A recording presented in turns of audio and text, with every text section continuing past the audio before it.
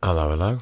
Welcome to this Builder Tree tutorial series, or at least Sapling Generator tutorial series, where I'm going to do a bunch of videos discussing everything I know about the Sapling Tree Generator. And I know a bit now because I've built a lot of trees, this being one of them. It's a foxtail pine. But I've built 92 now, so I know enough to be able to explain how it works. There are some bits I don't know how it works. I don't know if anyone knows how it works, and I'll let you know when I get to those bits. But I'm literally going to go through the Sapling Tree Generator, a video per tab, explaining what it does. So let's get started. I need to be back to my outliner. Okay, so we don't need to be in render mode for this.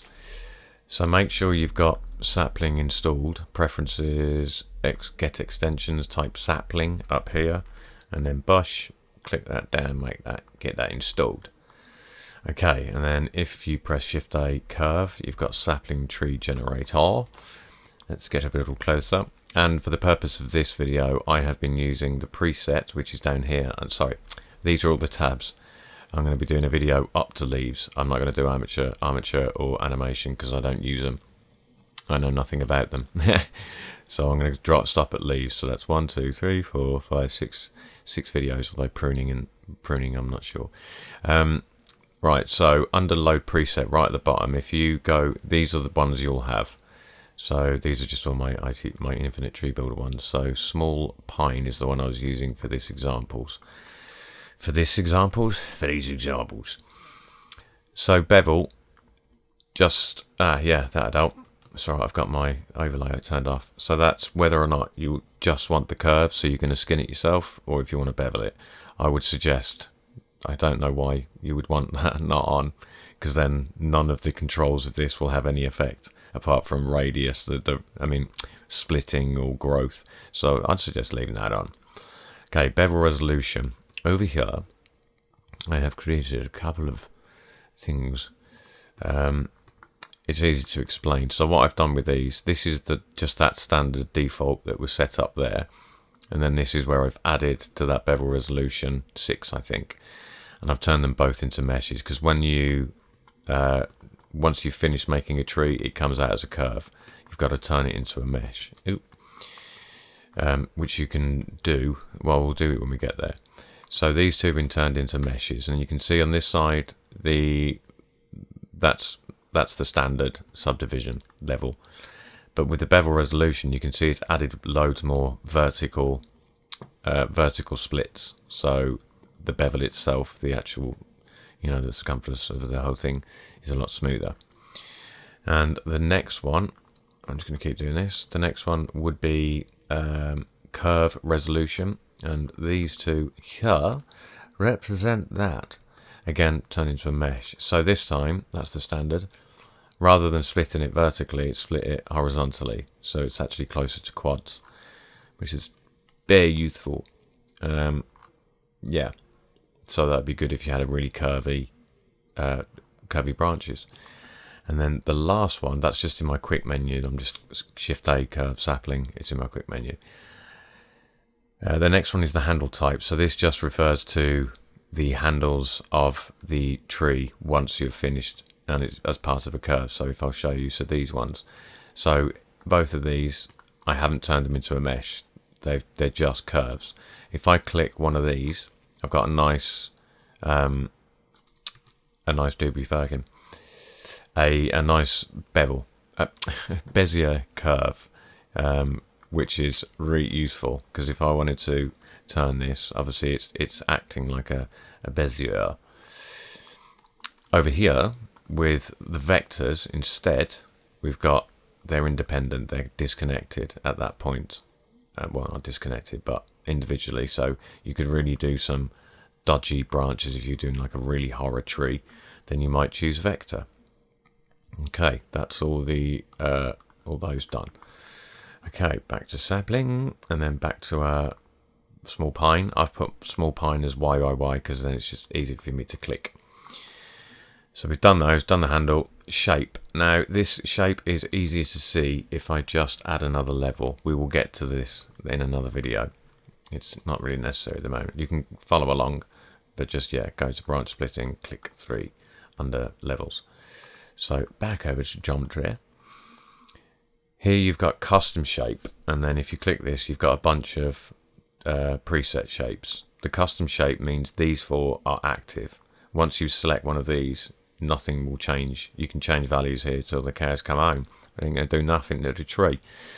So at the moment it's custom shape, and I believe, I still haven't fully worked it out, but it's one of those things that you can move to figure out. If I look at this bottom one, you can, well, actually that's the top, so it should be this one, I guess. Yeah, so this must be the lower level, lower mid, upper level. So if I increase or decrease this, you can see the lower branches, they're losing their length, and that now, instead of being a almost hemispherical shape, it's now a flame shape. And then you can, mess with the other ones. That makes it very cylindrical, if I wanted a cylindrical shape.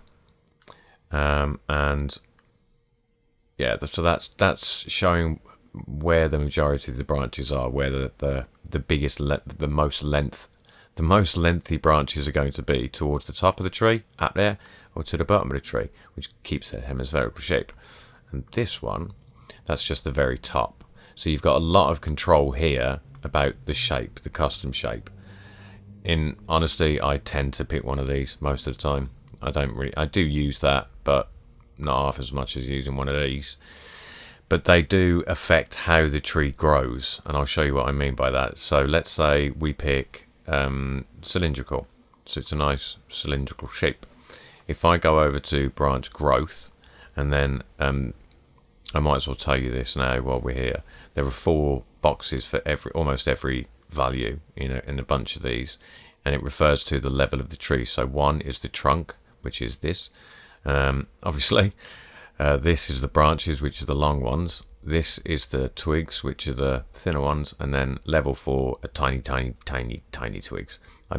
I have used it, but I very, very, very rarely do, because it's system hungry. It takes a lot of power. You have to have power to do it. So while it's in cylindrical, if I shift click and increase the second level, which is the branches, you can see how it's uniformly increasing it to keep that cylindrical shape. Whereas if I was doing an oak or something, I'd want hemispherical. And now if I go back to branch growth, you can see that the bottom branches are increasing quicker than the top. And again, that's to purposely keep that hemispherical shape. All right, that's shape, custom shape done. Secondary shape, I'm not 100% sure. I'm going to be honest. You can change this and things happen, but I don't understand it enough to give you a really good explanation. Best bet is I do use this, but it's guesswork. Once I've got a tree, I think, well, that looks cool, but maybe I can, the leaves, they feel like it needs to be all cylindrical with the branches, so I'll come back in and I'll change it to that. That can, if you've already set up your tree with a lot of branches and a lot of splits, then that can become system heavy if you change that. So just be aware. I would, just be careful using that one with a very heavy tree. All right, branch distribution. I'm going to put that back to whatever. Oh, blimey, I don't know. So, oh, Christ. I'm going to get the branch level down. That's better. Okay. So branch distribution. This is on 1.6 at the minute, which is why it looks weird at the top.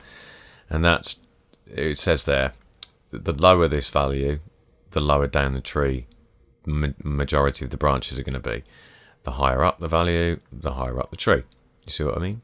So at 1, it's just default. It just spreads it evenly across the tree. And I tend to, there are times that's very useful, but fewer times than it being useful, than it not being useful. Yeah.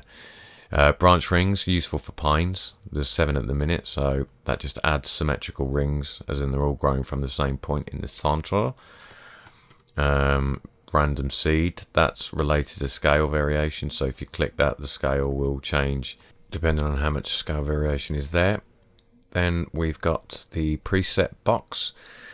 So this you're going to use all the time. I would say as soon as you start building a tree, straight away give it a name, click export preset, that's saving it. Then click overwrite, then click export preset a bunch more times.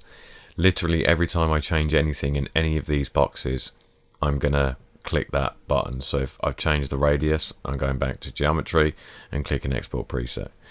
Because you just don't want to lose any of this. As I say, you click anything else at all, any other object, you're losing this. So it's important to remember to keep clicking export preset.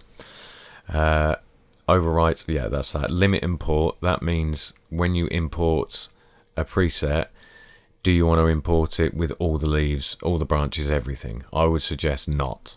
When you limit import, when you import any of the presets, it only imports the first 2 levels, which means if you're importing a really heavy tree, chances are you don't want to wait every time. You might want to, especially if you're going to change it. So I would leave that on and import only the top 2 levels, the bottom 2 levels, sorry. Alright, I think that's it for geometry. Okay, next one we'll do branch radius. Yes. So until then, I'll see you there. Bye.